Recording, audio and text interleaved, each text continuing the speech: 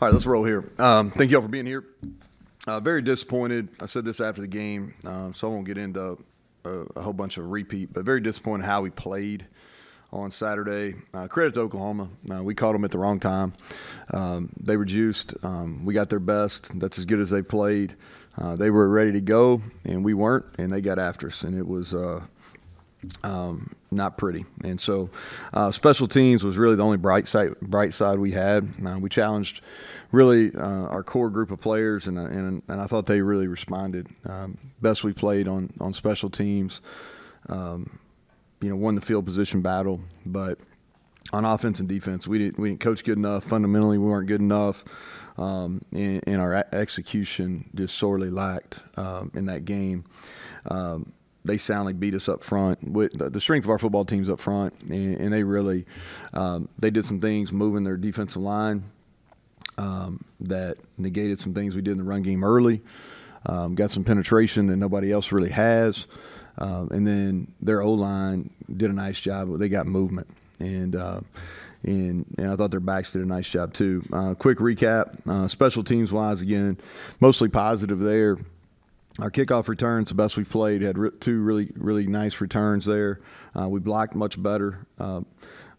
Our punt team forced a takeaway. I think it's the second or third we've had this year, and then Ollie bounced back, didn't punt it very good versus BYU. Came back and had a really good day on Saturday, and our coverage was really good. And I thought our kickoff team was much better. Mike gave us a chance and made a couple changes on there, and I thought we're much improved there.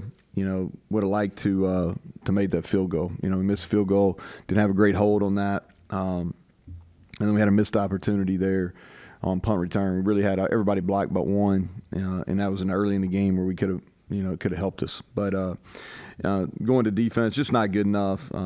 We really didn't come close to slowing them down. Gabriel had all the time. Tried to put some pressure on him. It didn't work.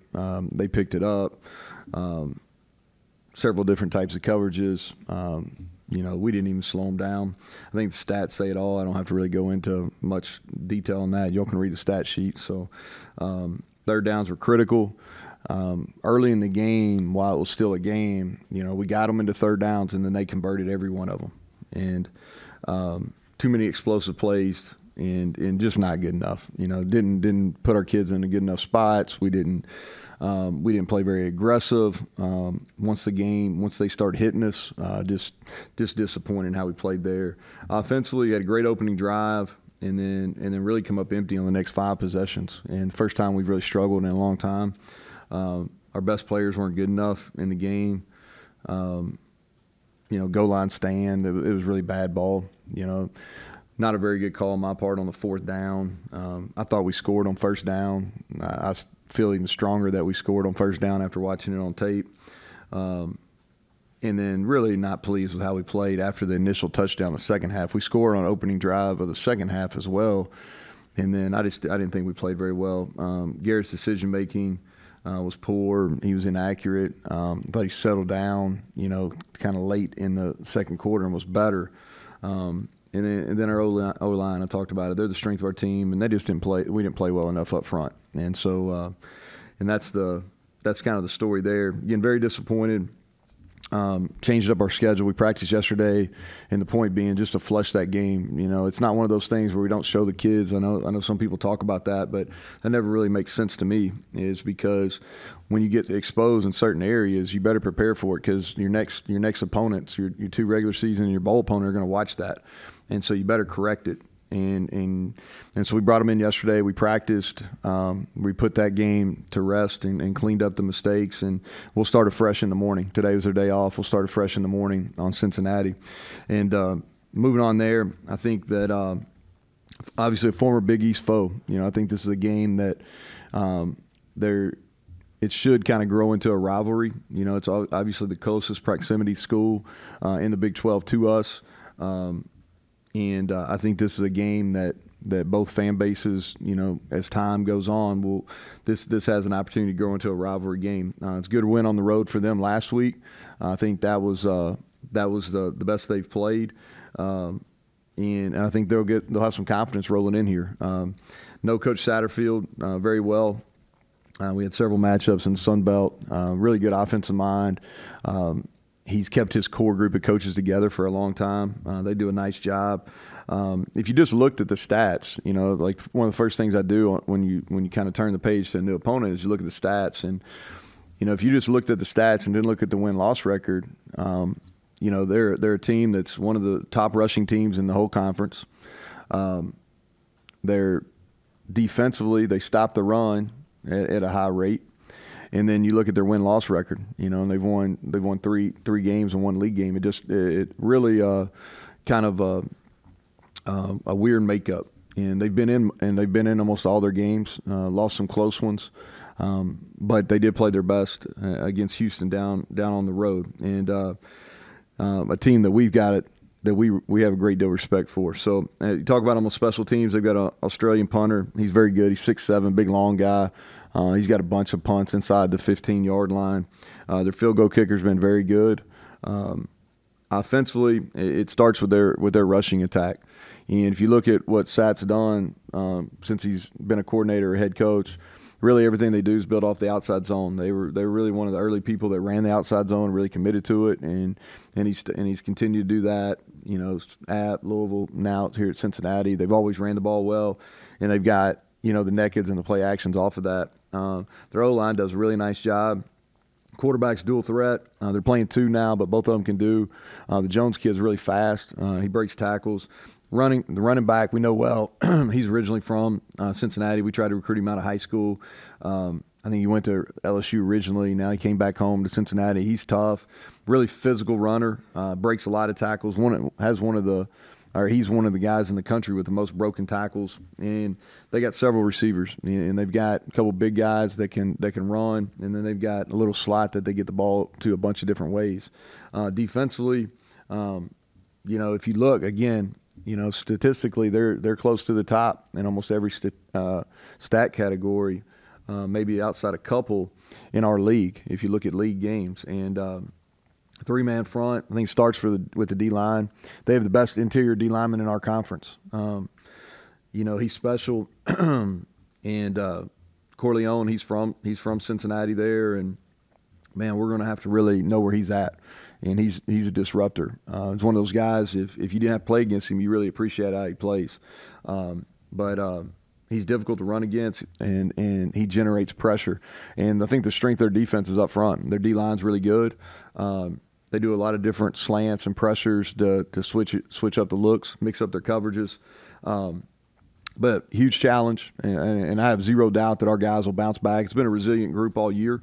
We'll bounce back. We'll play well on Saturday and finish strong here at home. Last home game and senior day, and probably the most important thing on Saturday is honoring Coach Nealon and getting in.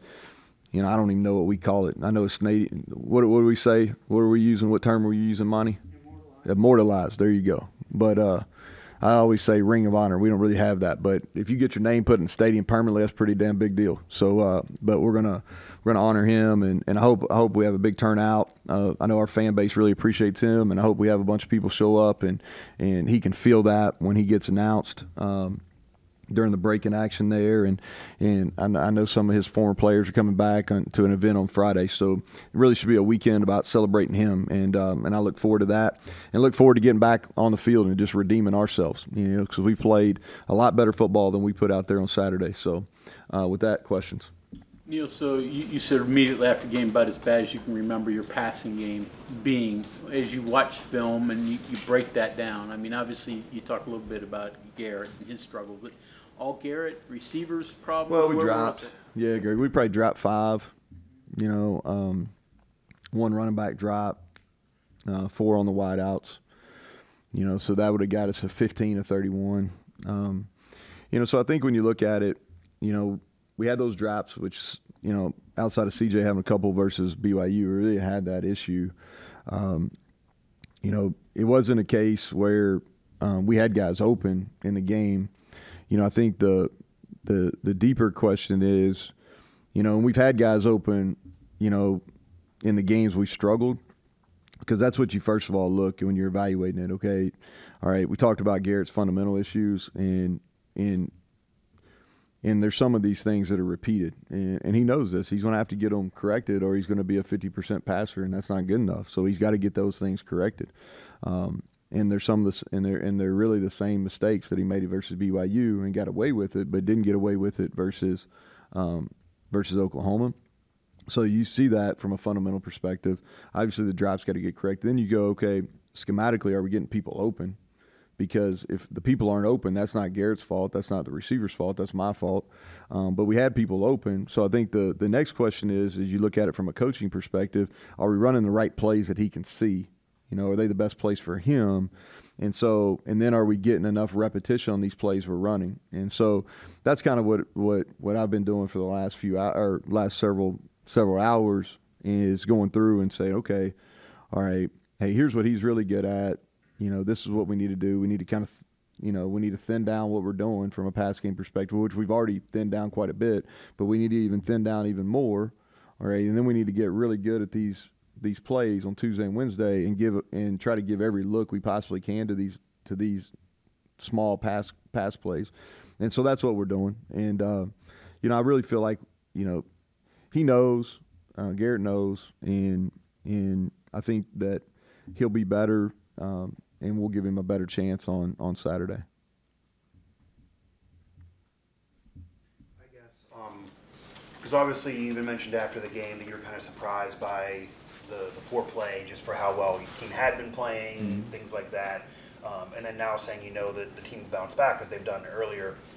Just any message to fans on why you feel that way and why they should believe that? Just because this has been a better season than last year, obviously, but those games where you don't think that the play is good enough still are happening.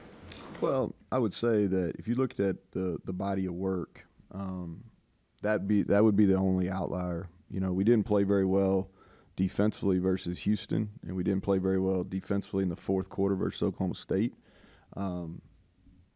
But if you were going to talk about good football compared to bad football, those would be, some examples of bad football. But that's the only game where that's really occurred. I think it's too is like, and I don't know if I did a good enough job of this after the game because I was pretty heated. But you also got to give Oklahoma some credit too. There's a reason why year in and year out they're in the top 10 in the country in recruiting. They got good players. They had a chip on their shoulder because they'd lost 2 games. Their fan base on their tail, and they came out with their backs against the wall and played their best game of the year. And so I'd be remiss if I didn't give some credit to them because they deserve it. Now, with that being said, is we didn't play well enough, and they're not that much better than us. And that's a game that we should for sure been competitive in and with an opportunity to win the game in the fourth quarter. Now, whether we were good enough or not, we'll never know because we didn't play good enough to give ourselves a chance. But that's what I would say to you. With Coach Neal being honored this weekend, the seniors also going to be honored. Is this a senior day situation? We will. And has that lost something with the way football has gone? Yeah, I think just in general, it probably has. Because not in the too distant past, you'd had guys that were here 4, 5, 6 years, and we still have some of those, but you don't have as many. I think the biggest thing that's changed for me as a coach is like, and some of this is due to it's really a lot of it's due to the COVID year. You don't know who's walking and who's not. I don't really make a big deal about it. And so it's kind of up to the guys whether they want to walk or not. The guys that have eligibility left, the guys that don't have eligibility, they're for sure walk. But guys that have a year of eligibility left, it's kind of up to them, and we'll leave it to that. I think that senior day is always a tough emotional day. I would if it was up to me, I would probably do what some of these high schools and middle schools and things like that have done, where they started honoring their 8th grade and their high school seniors like on the first game, and because I think it takes some of the emotions out of it. But it's hard, especially these guys that have been in this program and that are from this state that it really means something to. That you talking about, because football is a game of passion, and you're talking about just before the snap of the ball, you're put in a mental frame where you got to really think about. There's a lot going through your mind, and And so I think you have to prepare your guys for that, and they got to be able to kind of think through and visualize and be able to think through how they're going to handle that as they go through the week. But it is what it is. It's one of those things that we've always done, and our guys they'll figure it out and we'll handle it. Cincinnati doing tempo? They'll do a little bit. That's not who they are, but they'll do a little bit.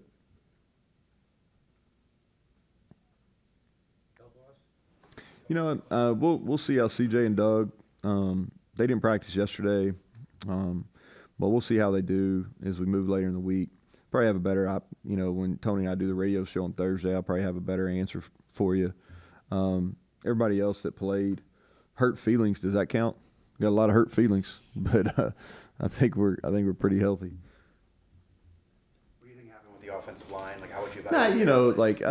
I have high expectations, and we still ran the ball for 176 yards. We didn't give up a sack, so it wasn't like, they just weren't dominant. And I think it's one of those things too. I think Oklahoma, their D-line got up for it, and Brent did a few different things than he had done in previous games. It took us a little while to settle down.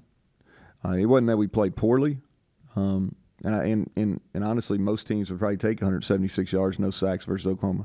But for us, at the standard that we're kind of setting and how we play up front, it wasn't up to our standards or up to our expectations. And so I thought it took us a little while to settle down, and then we lost some fundamentals when they did some things that we hadn't seen on video. Third and long was kind of their deal. Did that kind of play into that with the way things transpired in the game? You talking about us on offense or them on offense? Oklahoma's third and long defense, that's where they really made hay. Yeah, they did. And really, I think it goes back to, I think most teams' plans versus us are going to try to get us. And so I think if you were asking, I don't know if the third downs had as big a factor, because if you told me we were going to be in a bunch of third and longs, I'd have told you we were going to struggle. And so I think more, their success was due on their early down success, especially if you look at first down runs. They did a nice job there. And then we missed some easy completions on some first downs that got us into some bad situations also. You started the last couple games pretty well offensively, and then the two prior ones sustained it. And just obviously the exception would be last game. Anything that you can pinpoint there? You've explained some of them, but something that was just you watched and said, "Man, not today." Well, so the second drive, when you go back and look at it, we had two really good plays. And so the first one, or the first play of the second series, we did a handoff to Rodney. And we had everybody blocked, and the running back just slipped off late and ended up being a 5-yard gain. So it was going to be, and I may have been 6, you know what I mean? But it was going to be ballpark 2nd and 5. And then we jump off sides, and then it gets into 2nd and 10. And then we fall down on the backside of an outside zone, and it ends up being 3rd and 9. And that's the one where we scrambled, and Devin Carter's wide open up the seam, and Garrett doesn't see him. And so, it's one of those things. It's unfortunate. We had some plays, and we kind of got in our own way. Now after that, the next really 2 series, the one that's really frustrating is the 3rd series where we punt and we have the turnover. And, we just didn't make very good decisions. And that's the drive to me. Like, if we turn that into points, then I really think it's a ball game. Even if it's a higher scoring affair, it's going to be a game, right? And when we don't turn that into points, they immediately score, and then it went from there. But I think going back to kind of the same thing I was telling John is really offensively – is some decision making and some early success they had on drive starters, and then on first downs. A lot of that scripted stuff, you're kind of feeling things out to see what works and playing stuff for later on. And again, prior 2 games, fine. Second game, that second drive you just mentioned, third drive, how much does it change when it doesn't work and you can't plant the stuff or you can't develop it? Or do you even abandon it and just keep going and hope to eventually get it? No, I think you have to change. So, like, if you look at what we did in that game right there is we were trying to get some perimeter stuff early in the game where it took out.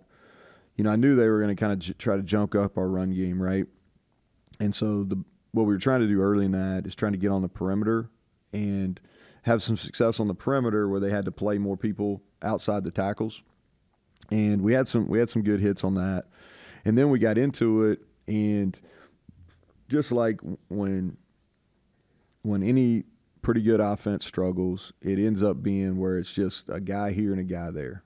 And it's usually now if you're bad on offense, it's usually there's a lot of issues. But when you got a unit that's pretty good, it's usually when things aren't working exactly the way they should, it's usually 1 out of 11 or 2 out of 11. That's what we had. We had some guys that got cross-faced up front where we had them blocked up pretty well, and we got cross-faced, and we had to make a cut sooner than later. But after we struggled there, we kind of went back, and we got into some 12 personnel, and it settled them down some, and we had some success with that. But, yeah, I don't know if I'm answering your question. I'm kind of talking you through the game, but I don't know if I'm really – am I answering your question? They're not the same, but I just imagine you didn't score at the first drive and say, okay, let's put that on the shelf and do something different. But when the game is going in a certain direction, how hard is it to get it back on your side? Well, it's hard when they're scoring, right? And so because we had to throw the ball probably a little bit more in that second quarter than we wanted to because it was getting away from us, right? And we went for that 4th and 2 because it was 17-7, and you can feel it hey, if we have to punt here, we're going to punt it back, and they're going to go down. It's going to be this one's going to get away from us, right? And then when we didn't convert, then we're going to have to throw it to get back into it, and we had to throw a little bit more than we probably wanted to. The things that OU did to you that gave you issues, are those things specific to what they do, or are those things that you have to prepare for the final? No, I think this is a copycat deal, and so the things that they did, like Cincinnati can get into very easily, Baylor can get into very easily. And they're things that we've handled earlier in the year. They didn't do anything that was it was a little bit different for them. And so, but yes, that's what we worked yesterday, and we'll work it all week because the things that from a front standpoint and some of the stunts and blitzes they did, absolutely. We'll see them again on this Saturday, next Saturday as well. To Wilson or anybody about how emotions almost got the better of the team? Yeah, that wasn't smart. Yeah, and Brent and I talked about it after the game. That's neither their group or in our group. We haven't done that. I don't really know where that came from. The hit was clean in the end zone there. Anthony shouldn't stood over him. He should have got out of the way. And then they came out and they shouldn't have done what they've done. And unfortunate, but yeah, we got it cleaned up. How do you, in football, how do you explain the day that the running back of Oklahoma State had against you guys, the way you played against Central Florida, what Central Florida did to them, Houston situation? How do you explain that? Well, I don't know if you can, right? I mean, it's misery loves company, right? So I'm sitting there looking on as we're getting back at 5 a.m. on Sunday morning. I'm sitting there looking at scores, and we're not the only team that got ran off the field on Saturday. Ole Miss did, and Oklahoma State did, and there's several other ones, but just a couple off the top of my head. And I think it goes back to this: is you're dealing, and the truth of the matter is you're dealing with 17 to 23 ballpark 17, 23-year-olds. You're also dealing with some different things that the common person doesn't understand and what I mean by that is travels plays into it. Being home or away plays into it. And there's not a whole lot of difference outside a few teams. And what I mean by that, there's some clear cream in Power 5 right now, and there's some clear bottom. But there's a whole lot of teams that are very similar. And so if you have an injury or if one of your key players is off, it could be something going on off the field. It could be something injury. If they're a little bit off, then it's a different group, and then matchups are so critical. Some teams like Houston, their receivers were a really tough match for us. You know, so like I knew going into that game, you know, even though, you know, our record was better than them, I knew it was going to be a tough matchup, right? And those happen. Those happen in college football. You know, Central Florida and Oklahoma State. Central Florida does some things in the run game that were going to make it difficult for Oklahoma State. You know, and then the rain came. You know, nobody talks about it. It was raining sideways up when I turned it on the second quarter, and so there's just a whole lot of different factors than in professional sports. And I know that's a long answer, but I hope that made sense to you. High premium on honoring Coach Neal and what he's meant to the program. What has he meant to you? Well, he's been great to me. You know, he really has. He's been great to me. He's talked to our team a bunch, you know, through the years. He's been very supportive, and that's really all I can ask. You know, I have a great deal of respect for him as a coach and a man. You know, he did it for a long time here. He did it the right way, and I'm glad. I really feel, and I hope my feeling on this, because I'm not necessarily just connected all the time, but I really feel like the longer he's been away, the more appreciation our fan base has for him, and as well they should. You know, he did it really well for a long time, but he's been great to me, very supportive. All right, thank you all.